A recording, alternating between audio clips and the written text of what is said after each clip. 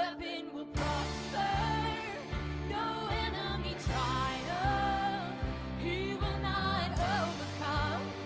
He can't scale these walls. Injustice will not win.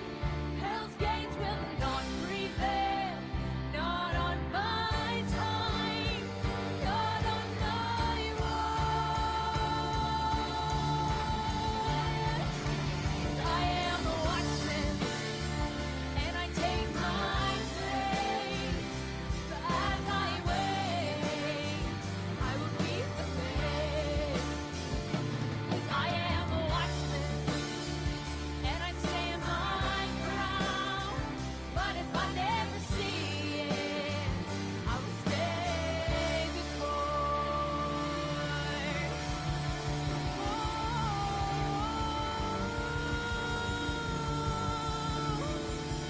I will run the race, I will fight the fight, and I will keep the faith.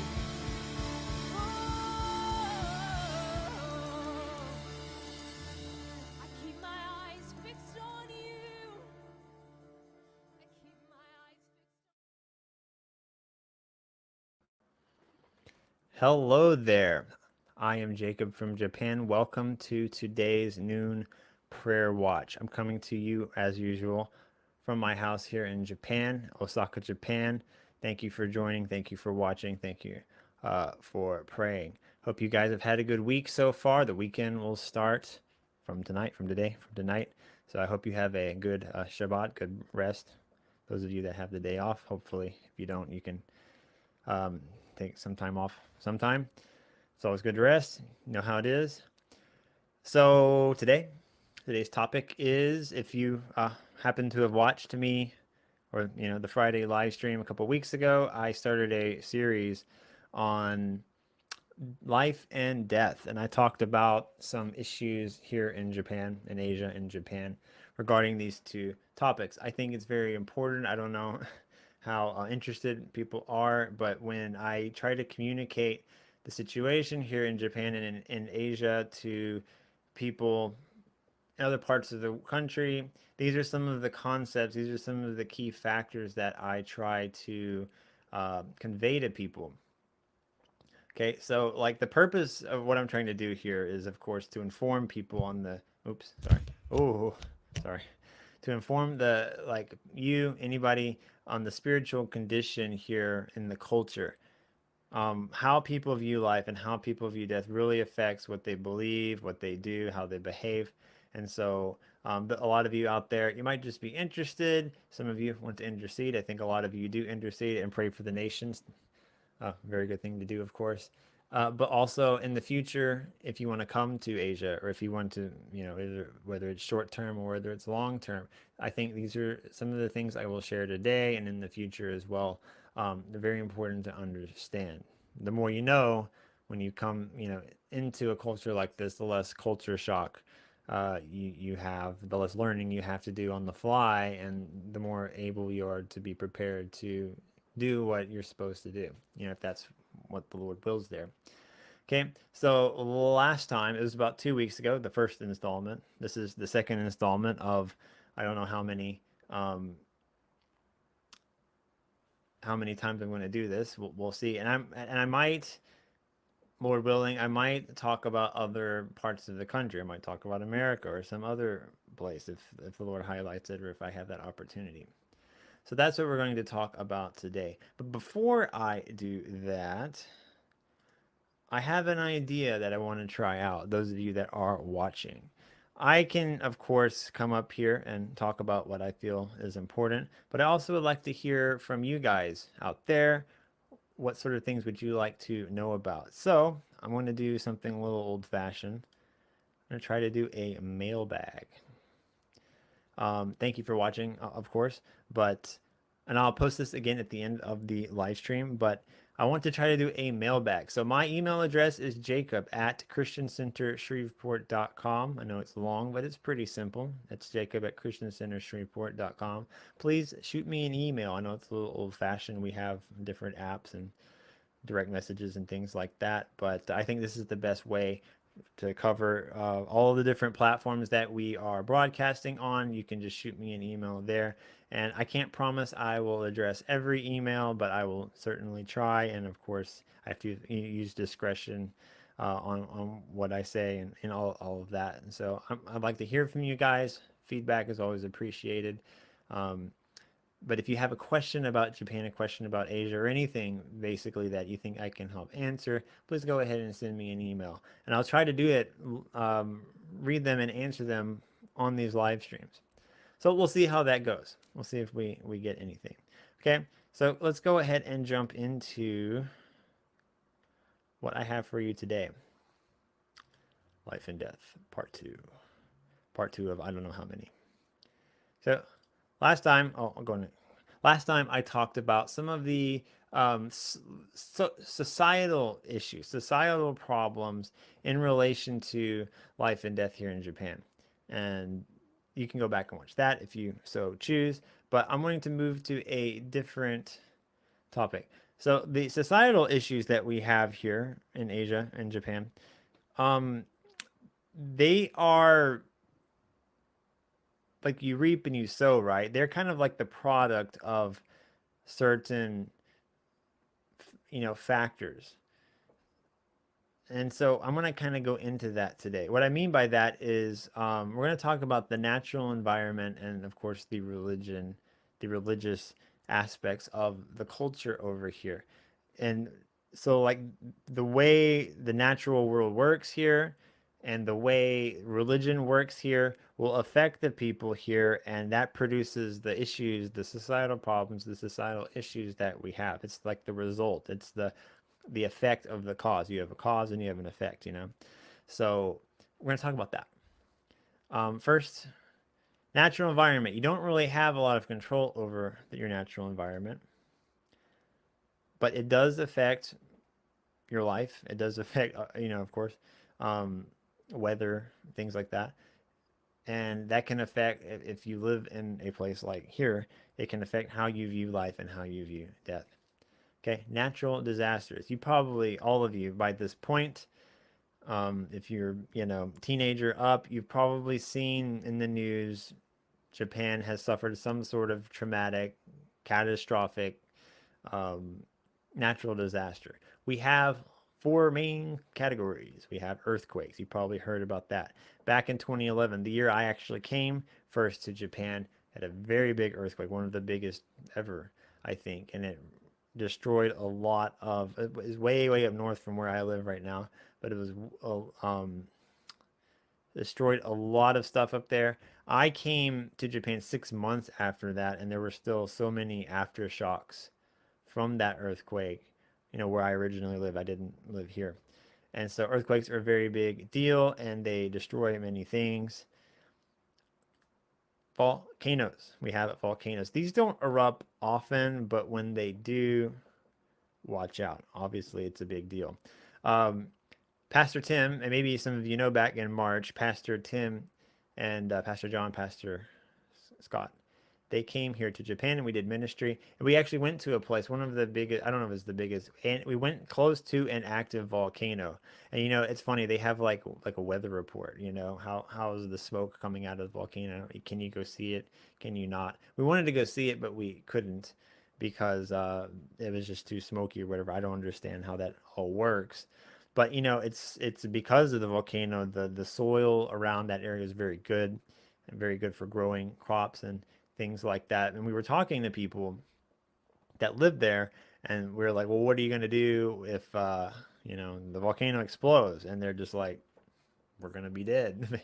They were like, they just kind of accepted the situation where they were. For me, I don't know if I'd personally want to live there. The scientists say it's not supposed to erupt for some time, but I was kind of shocked. And we're going to, talk more about this later. A lot of people in Japan kind of just accept, it is how it is, and they just roll with it. But volcanoes, again, they don't erupt often, but they do erupt, and when they do, obviously they are very destructive. We have tsunamis. Tsunami is actually a Japanese word. It is when usually there's an earthquake in the ocean and these big waves come and hit the land.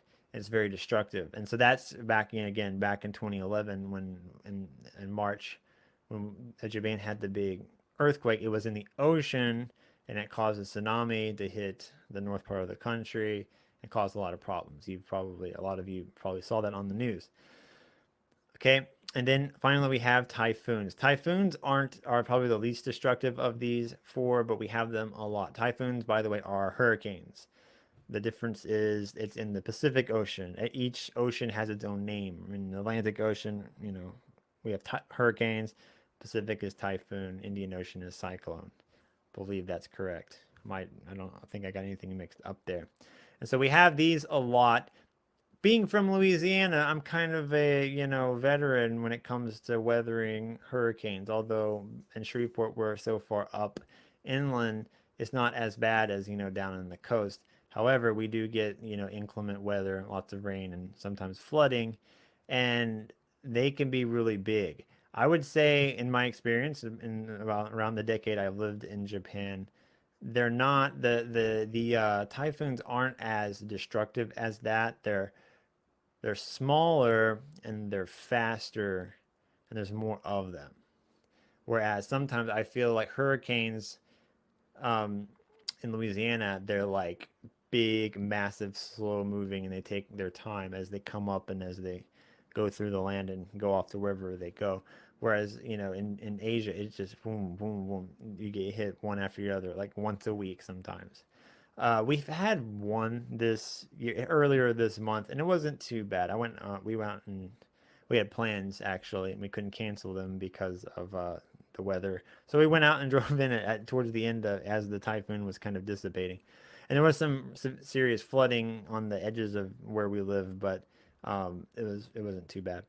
So we have these four natural disasters, and so when you have natural disasters like this, it destroys everything, obviously. And let me go to the next slide here.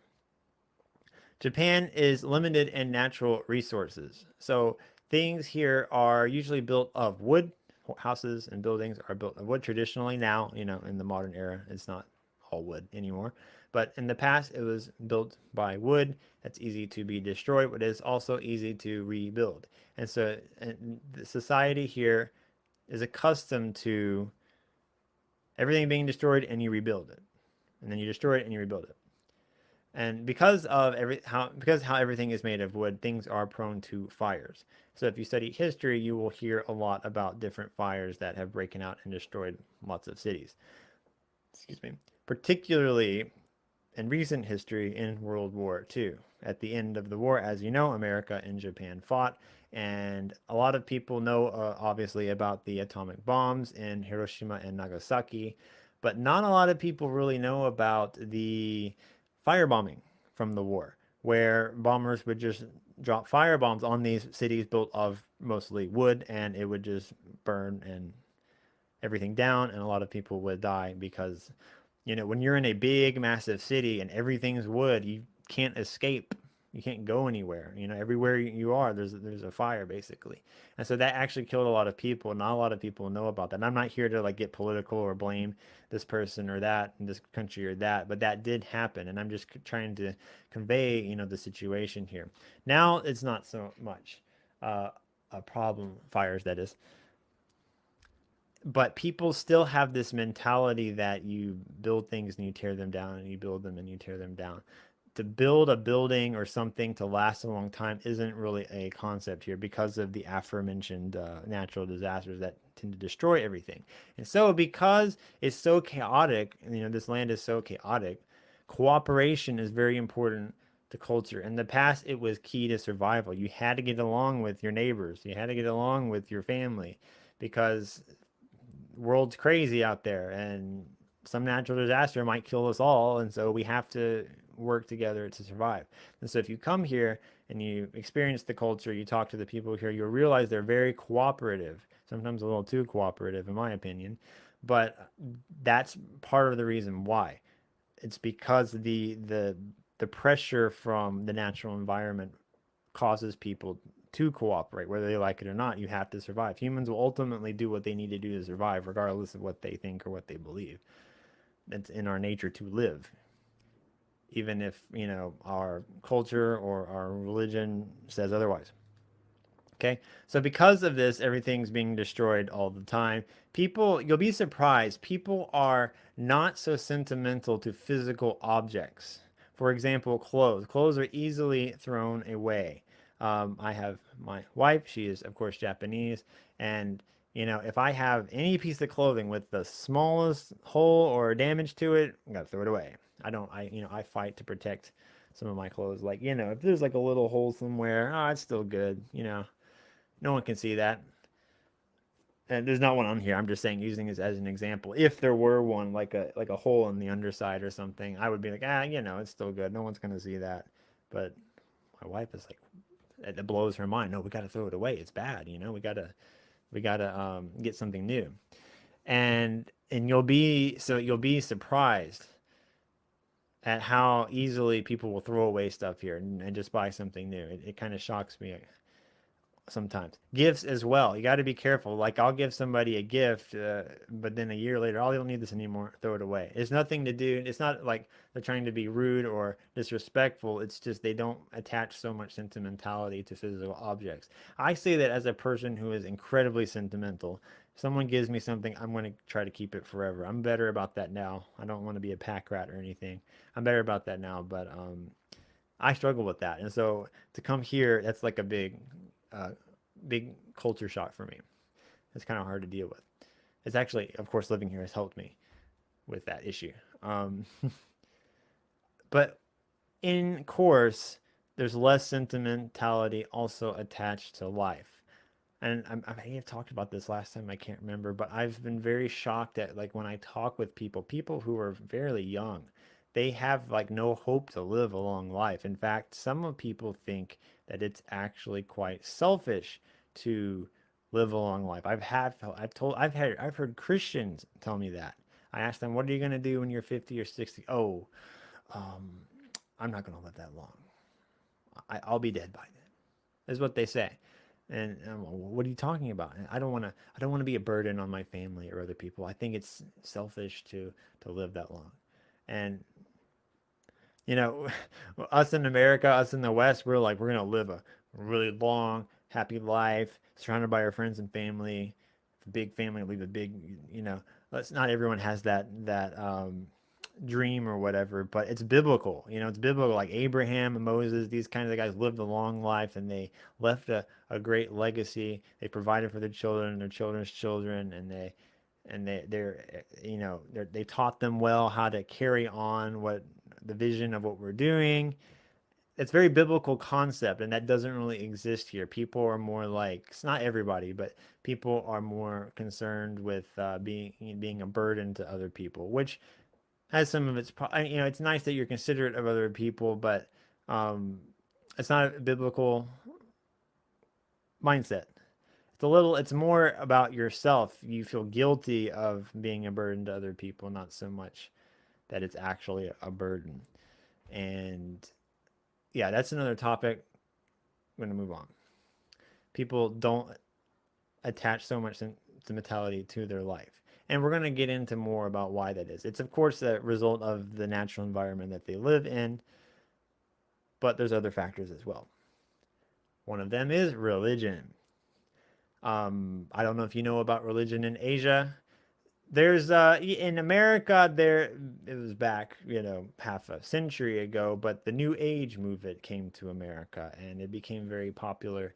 And what those people, West Coast people, it's everywhere in America now probably, but was heavily, focused on the West Coast.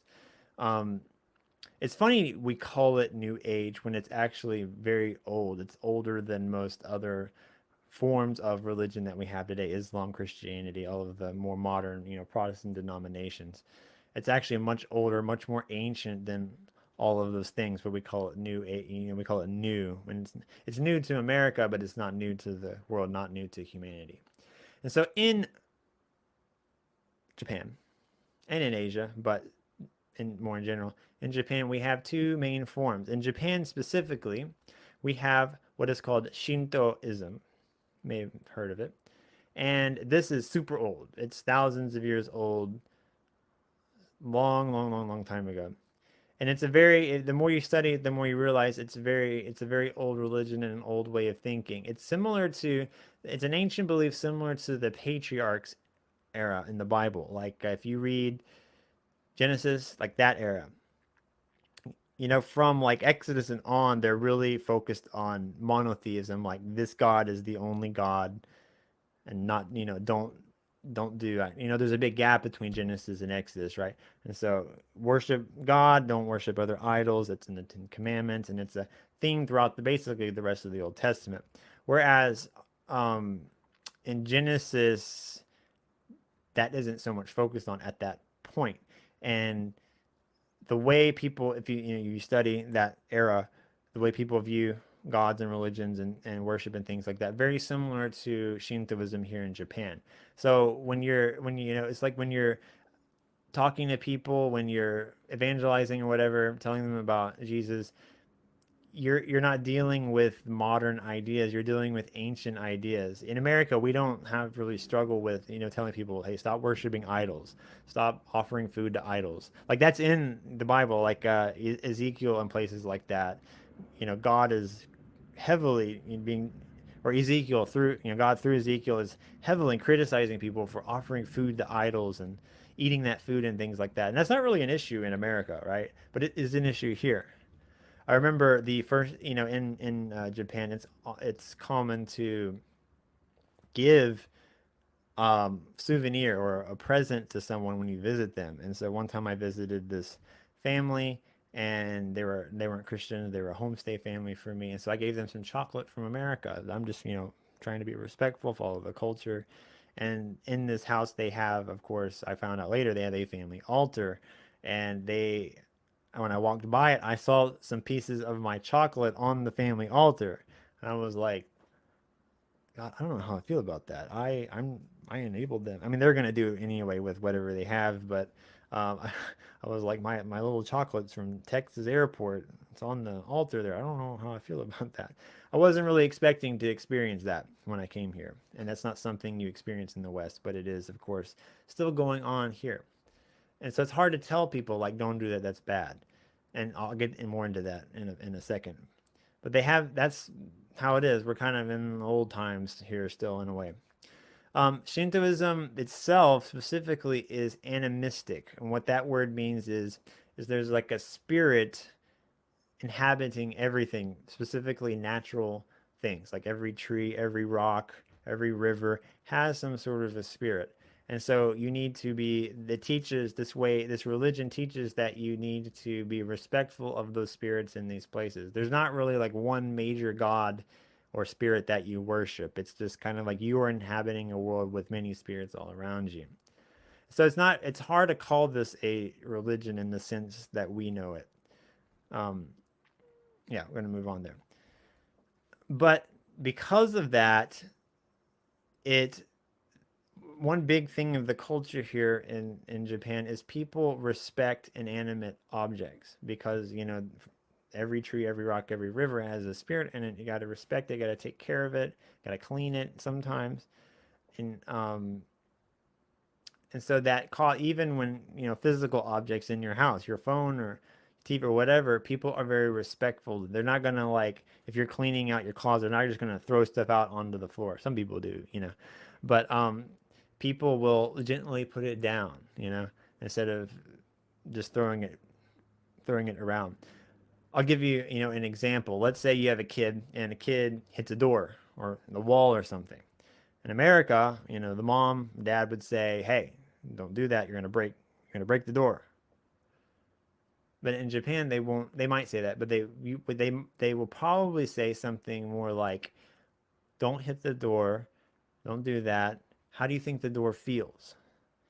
And so they, even to kids, when they train their kids, they teach kids to be respectful of the feelings of course, other people, but also other things.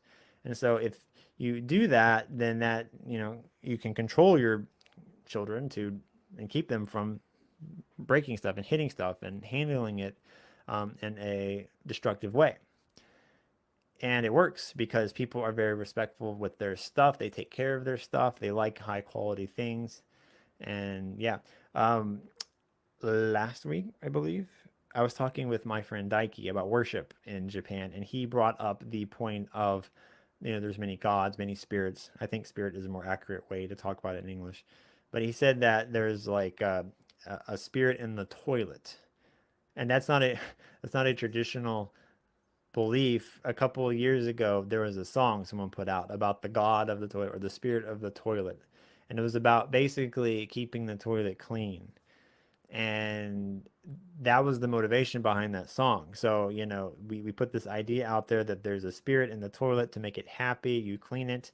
And so when you do that, you're kind of controlling people there, but the expected behavior is, oh, okay, well, we need to be careful to make that spirit in the toilet happy. So when we use it, after we use it, we're going to clean it. And everybody has clean toilets. So that's kind of how they think there. And speaking of toilets, the best and the cleanest toilets in the world are in this country. So if you ever come visit, you'll experience that. You don't understand. It's like toilet in space. I shouldn't be talking about this too much. Gonna move on. um, they respect inanimate objects. One of the issues with Shintoism is there is no positive afterlife. It's similar, again, like I said, it's like the patriarch era religion in the Bible, that version of Judaism, whatever you want to call it. There's no positive afterlife. What I mean by that is like heaven, you have heaven or hell. That concept doesn't really exist in Shintoism. You just kind of have an underworld like in that part of the Bible with Sheol. You'll hear Jacob, you'll hear David, other people talk about going down to Sheol. And not going to get into all of that Old Testament theology stuff, but that's kind of how that's kind of how Shintoism teaches about the afterlife. So there's no hope to, go to some better place after you're gone. You're just dead somewhere and underground, and that's it. Another thing though is some people who have regrets, or if they do something negative, their spirit will remain on the earth until somebody in the real life does something, or that regret is away, it goes away, and then that person can move on and sleep for eternity or whatever. And if you watch certain Japanese media, movies, TV shows, or whatever, that will come up sometimes. But that's where it comes from. It comes from Shintoism. So it's not very, it's kind of bleak. It's kind of a bleak outcome for your existence.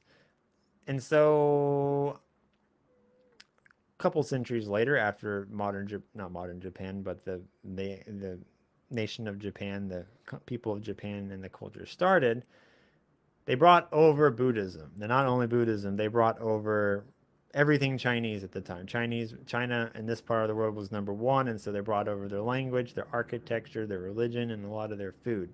Particularly their religion transformed how society works. Now, Buddhism is a complex topic. Shintoism is only in Japan, basically. It hasn't really spread around anywhere else that much.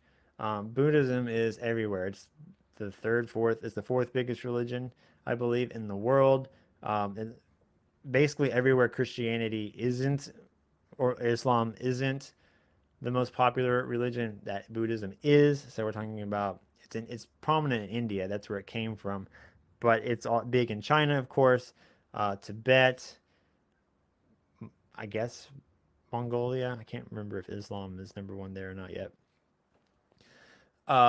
Southeast Asia, it's very big there, and it's very complex. You study it in each different country. They're going to have different practices, different beliefs, different mixing of other things. So I'm giving a very, very, very basic version of this. I don't want to misrepresent it. I'm sure if there's an expert watching this, they might be like, no, no, no, it's not like that. But from my perspective, living here, this is how I understand it in a nutshell, basically. So it's bigger, more complex. One big part of practicing it here in Japan is to respect your ancestors. And so and that goes back to what I was saying about, increases cooperation, like with the natural disasters.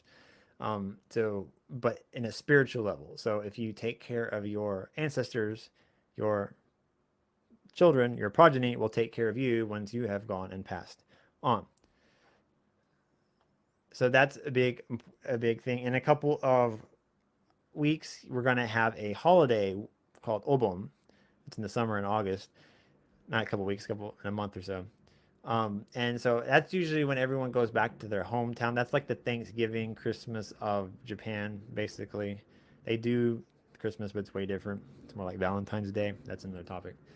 But they go back to their hometown, spend time with their family. They usually go to the graveyard and they clean the grave of their ancestors. And everybody, you have a family grave, right? You don't have one person. Everybody's cremated. You're turned to dust. Everybody um, goes into a pile. Everybody's in one pile. So when it says, like, when you read the Bible, it says you know so and so slept with their father, like, David or some king or something. It says that in the Bible, right? That's literally happening here in Japan. They don't do the bodies, but they burn them and cremate them into dust, and they put them all into one big pile. And so you wash them and you pray for them or whatever, and then you come back next year. But that increases cooperation with family, like I was saying earlier. It's a way to create that behavior.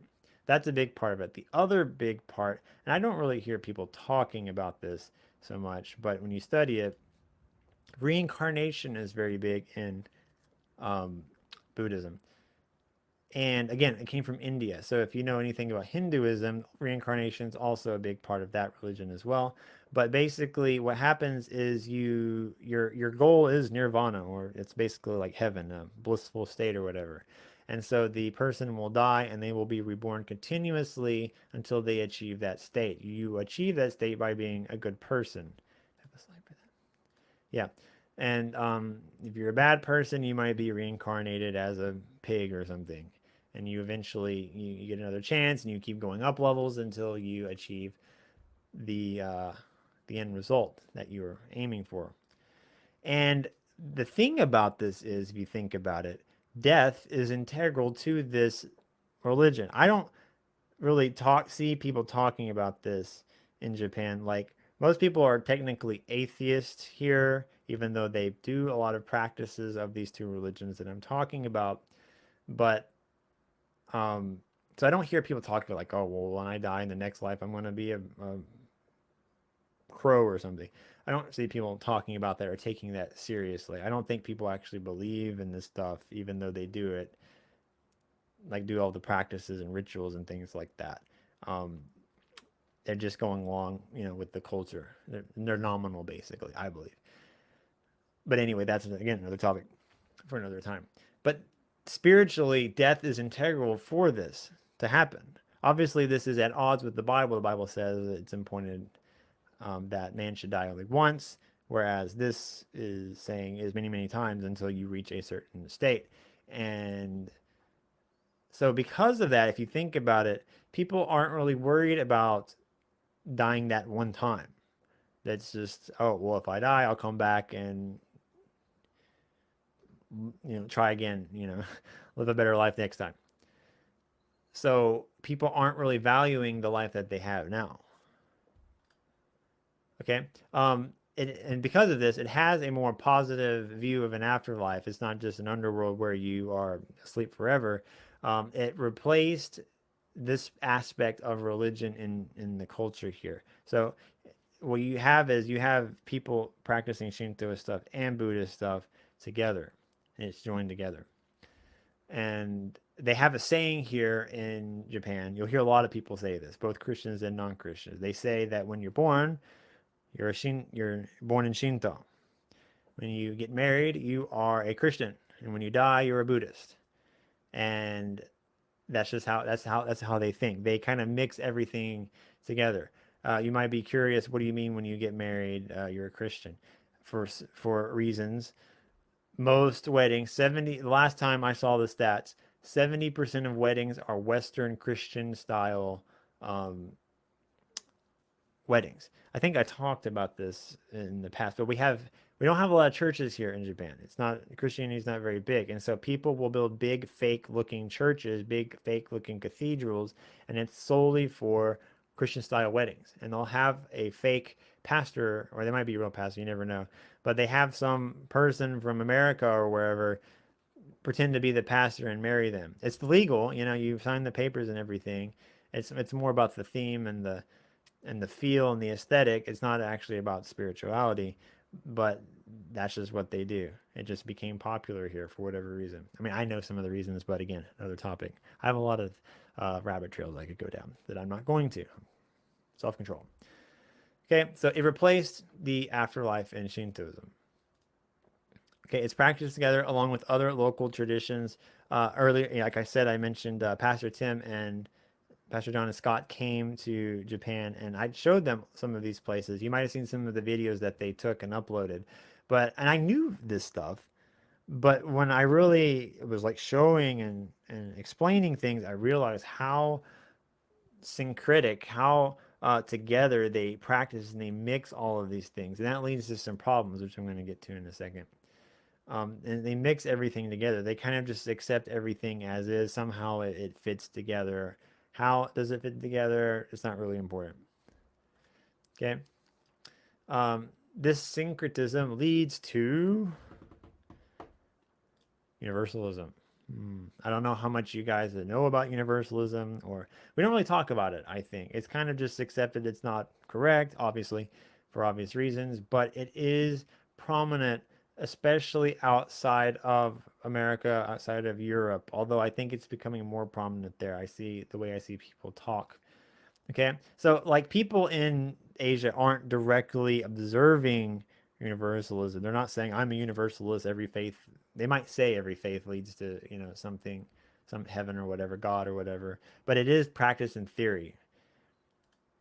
Okay, it is, and the problem is when you have a society like this, it is difficult to communicate monotheistic Christianity. What that means is, we believe in one God, we believe in Jesus, and that's it. He's triune, all that kind of stuff. It's hard to communicate that because there's a danger of them just, you tell them about Jesus and they just add it on to everything else they believe, and they just do them all however they see fit.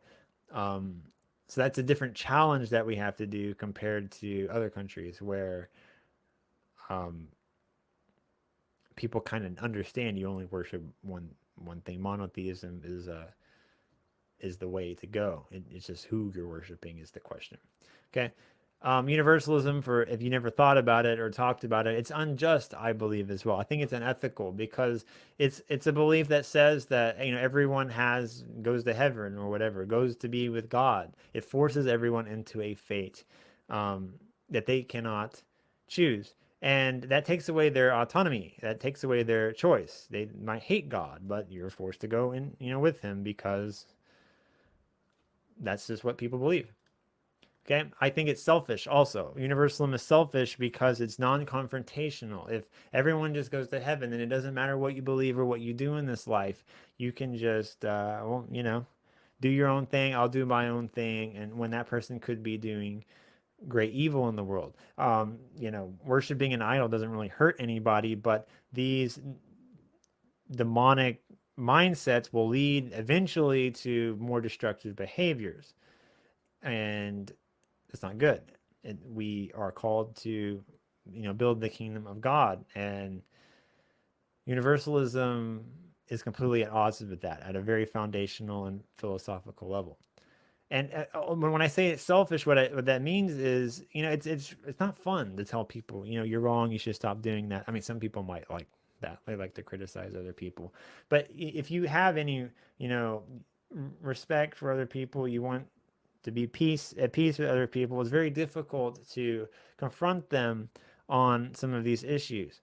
And that's a big danger of universalism. People think that they're just being peaceful, just going to get along with everybody. We're all going to be, fine, happy day, kumbaya. But it's not really about other people. It's about oneself. I don't have to be confrontational with other people. And in Japan, that's a big danger as well because people are they keep to their boundaries. You do your thing, I'll do mine. And they don't really like criticize or comment on what other people do. And because they don't want it to come back to them, fair enough, right?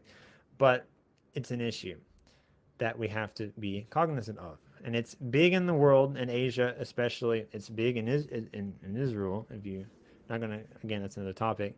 Um, but yeah, it's an issue that we have to deal with. Okay, so I have a couple of prayer points for those of you out there want to intercede, want to pray for Asia and pray for Japan. First thing is, it's kind of a summary of what I've talked about, but if you're praying for Asia, a couple of things, and Japan especially, pray for safety from natural disasters. That's something. How does that work? You know, we have this world. There's reasons natural disasters happen, whether that happens. We have a lot of wisdom in how to deal with it, how to survive it. So we're safer than ever when it comes to dealing with these things. But we need to have safety, and people, need to realize that their lives have value, even if we live in a destructive place. A place that is prone to natural disasters, right? Please pray that people here. I kind of said this the last time, but people need to value their life and not death. Their one life that they have to live is very important, and they need to understand that and to value it. Pray that they have hope for their lives. A lot of people, I meant to talk about that, but a lot of people don't have hope because again, it's not a big message in their culture here, whereas it is in the Bible and in Judeo-Christianity. They need to see life as a gift, not as a burden, not as just something thrust upon you, but it's a gift. It's an opportunity to do something good. And people have a calling and things like that. People pray that people realize that there's only one God and that He alone is worthy of worship. Don't just add Him onto all the list of the other gods that you worship. Okay, there's only one. And if somehow they come to that revelation by themselves, that's great. But we also need people like missionaries, workers for the harvest here to come and to share this message with people. So you can please pray for that as well. Please pray for the people to realize that doing good deeds does not make a person good. If you are doing good deeds just to get into heaven, you're not really a good person. You're just looking out for yourself and your own interests. I think, again, I'm kind of beating a dead horse. A lot of you probably understand this sort of thing, but this mindset is still very prominent in the world. Okay? Pray that they do not be deceived by universalism for the reasons that I mentioned, that it's not fair, it's unjust for people. It takes away people's autonomy, and it also it's selfish for oneself. You don't have to be confrontational with other people when they're sinning and not doing what they should be doing. And so that is it. Thank you for watching. Thank you for joining. God bless you. I hope you have a good weekend. And one more time, I would like to try to do a mailbag. So if you have any questions about what I said today, any questions about Asia, anything like that, please send me an email at jacob@christiancentershreveport.com, and we'll see if I can get to it. And I think it'll be interesting to hear from you guys. So God bless you. May He be with you. Have a good weekend. Have a good next week as well. I think we also, I don't know what the online scheduling is going to be like, but July is the sabbatical month, and so things are going to be we're taking a break, things like that. So I don't know when I'll see you again. I might see you next week. I might see you next, following months. But if I do, I'll see you then. So goodbye.